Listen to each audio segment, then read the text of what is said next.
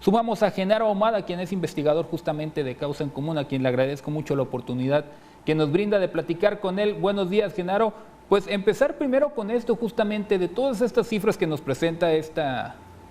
investigación que se hace, lo que reúnen por parte de lo que publican los medios de comunicación. ¿Cómo hay que sentirnos, principalmente hablando de un país que no ha superado el tema de la pandemia, pero que tampoco deja atrás los temas de violencia y que parece recrudecen año con año? Hola Francisco, muy buenos días a ti, a la audiencia. Pues sí, efectivamente, el informe que presenta cada mes Causa en Común para realizar este conteo de atrocidades,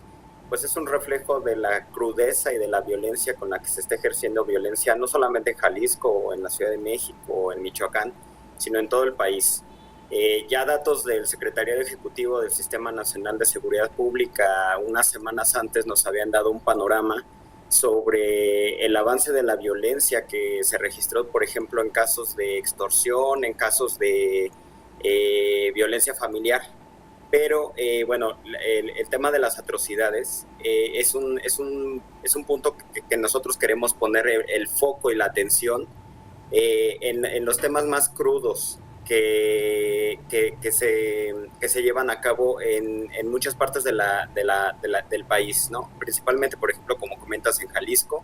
y principalmente en Guanajuato. Un dato muy revelador fue que la entidad de Guanajuato suma o lidera al menos 4 de los casos de atrocidades que registra Causa en Común. Entonces es un hecho que a nosotros nos pone también en alerta, y es también un llamado de atención a las autoridades para poner la atención, el foco y las acciones para prevenir casos de extrema violencia como los que registra este informe de Causa en Común. Francisco. Ya mencionabas algo, Genaro, respecto a lo que presentó antes el Sistema Nacional de Seguridad a través de su secretariado, porque son ellos también los que nos permiten tener este termómetro, pero de lo que presentan ellos y lo que ustedes logran captar a través de este informe, ¿contrasta mucho o sí están tanto apegados? Porque a veces puede ser que existan más notas periodísticas reportando los hechos violentos que lo que la autoridad a veces quiere admitir. Mira, lo que vimos en este estudio es que concuerda,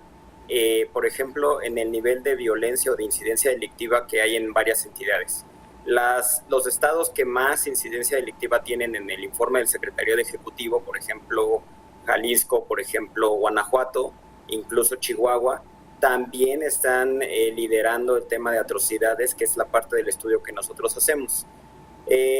Nosotros estamos convencidos de que las atrocidades que registramos en este informe seguramente están registrados en el informe del Secretario de Ejecutivo, porque así se contabiliza. Pero lo que nosotros queremos poner el foco en este estudio es en retratar o dar la información sobre aquellos hechos de más violencia, de más extrema violencia, de más crudeza, como tú ya lo comentaste, la mutilación, las fosas clandestinas, las torturas, y que además son revelados en medios de comunicación, que por supuesto eso también conlleva un sesgo importante, porque pues es solamente lo que reportan los medios de comunicación, pero sí nos da un panorama y un termómetro, Francisco, de cómo se está ejerciendo la violencia en el país, con qué crudeza se está llevando a cabo en varios estados de la República, y como decías, las víctimas, por ejemplo, el aumento de casos de asesinatos de niñas, niños y adolescentes, o de la violencia extrema con la que se está asesinando a mujeres. Por ejemplo, ahí te pongo un ejemplo que lo hemos repetido ya en varias ocasiones en estas últimas semanas desde Causa en Común. El informe del Secretario de Ejecutivo revela que de enero a mayo el estado de Tamaulipas no ha reportado ni un solo caso de feminicidio, lo cual a nosotros nos hace... pues nos salta un poco el hecho de por qué no se ha reportado ningún caso de feminicidio. Evidentemente todo el mundo quisiéramos que así fuera, sin embargo lo que se está haciendo es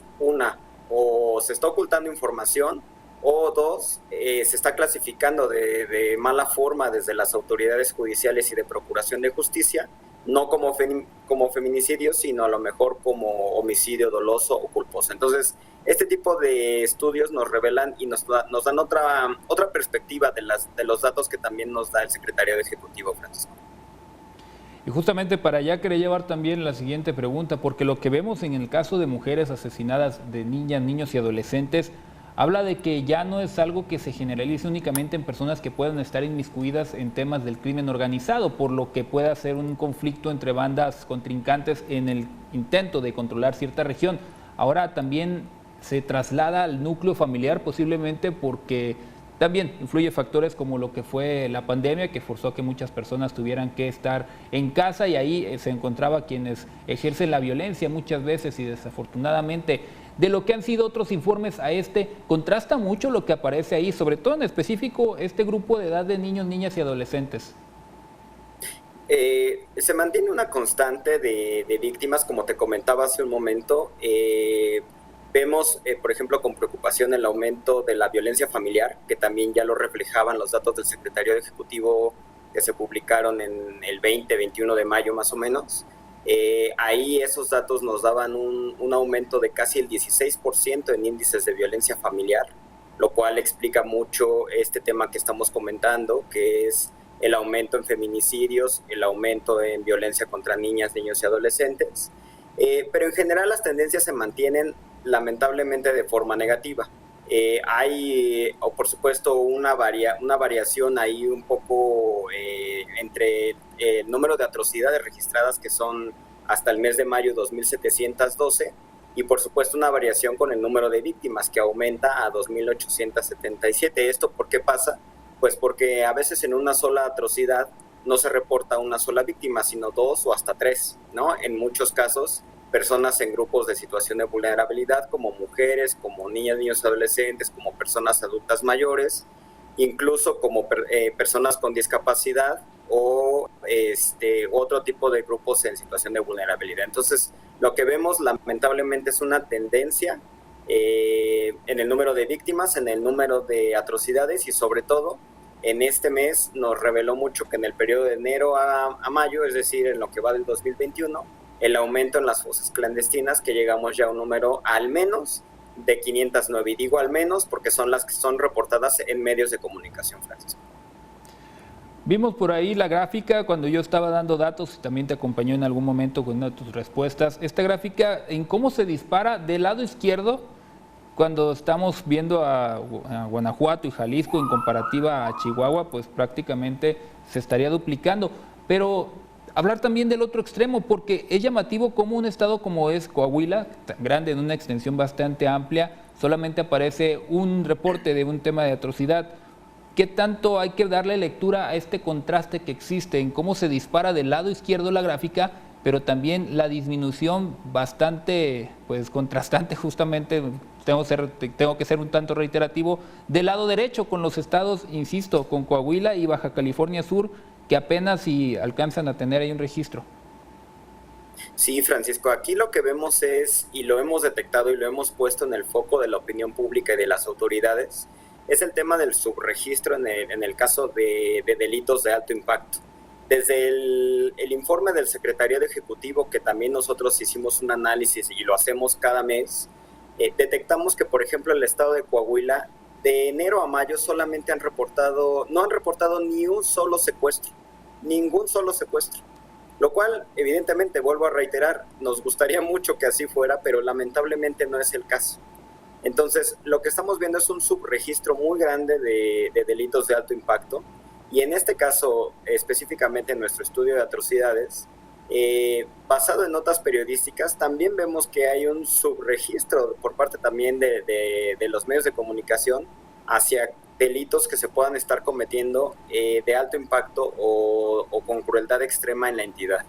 Entonces, sí, por supuesto, llama mucho la atención. Ahí también el foco principal es a las autoridades, principalmente, que tienen la responsabilidad de etiquetar bien o de hacer bien la contabilidad para informar mes con mes al Secretariado Ejecutivo de Seguridad Pública,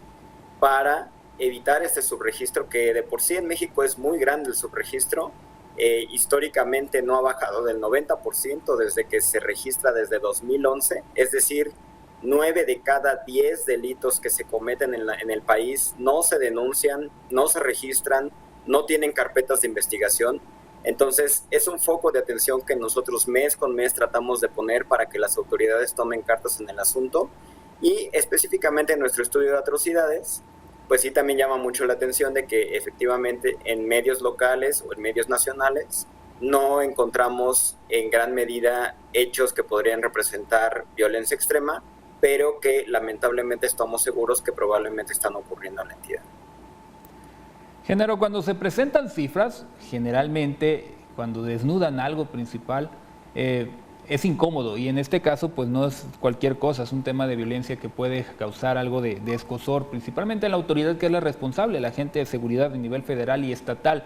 Pero presentar esto, como dice, se trata de poner un foco. ¿Ha habido algún tipo de reacción por parte de la autoridad, ya sea negativa o positiva? Esperamos que sea sobre todo positiva. Cuando ustedes presentan estos análisis, ¿ha habido alguna interacción o al menos se ha conseguido reacción en alguno de estos casos?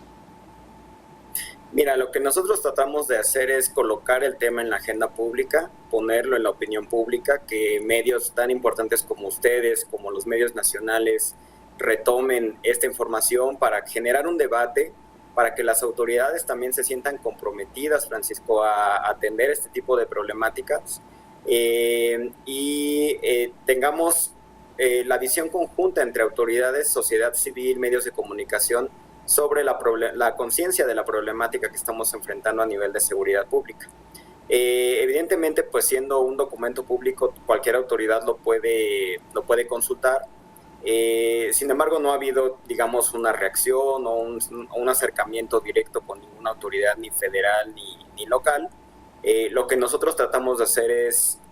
mostrar la radiografía de esta violencia o de esta crueldad de la violencia con la que se está registrando en México,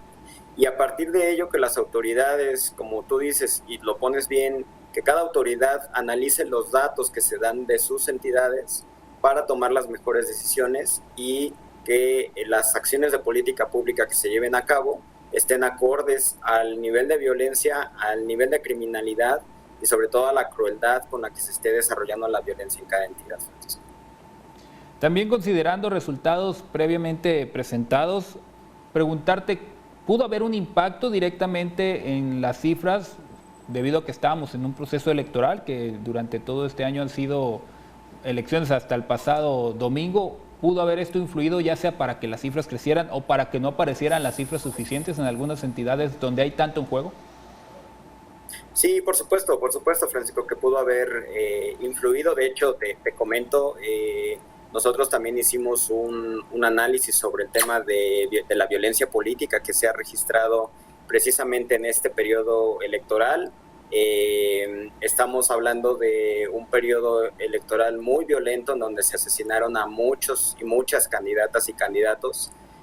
Por ejemplo, específicamente en este informe de atrocidades, nosotros registramos el asesinato de enero a mayo de 67 funcionarios públicos, es decir, de personas que trabajan en el sector gobierno, tanto a nivel municipal, estatal o incluso federal, y también el asesinato de 46 actores políticos que no necesariamente son servidores públicos, pero que probablemente eran candidatas, candidatos o gente cercana al poder público. Entonces, estamos hablando de que fue un proceso electoral muy violento, de muchas muertes de candidatas y de candidatos, y por supuesto esto también dispara y pone el foco también en determinadas entidades federativas. Tampoco estamos hablando de hechos generalizados, entonces más bien ahí lo que te comentaba es que cada entidad también analice el nivel de violencia y la crueldad con la que se está ejerciendo esa violencia, para que en determinado momento se puedan tomar las mejores decisiones de política pública en favor de la ciudadanía. Te agradezco mucho, Genaro, este tiempo que nos brindaste y sobre todo gracias por esta labor que realiza Causa en Común, porque no es sencilla, sí es un trabajo que es extenuante, sobre todo porque hay que analizar muchísimos reportes que hacen tan solo los medios de comunicación y más porque están reflejando una realidad que tal vez algunos no quieran ver. Sin embargo, ahí está y es bastante cruda. Muchas gracias y que tengas excelente día.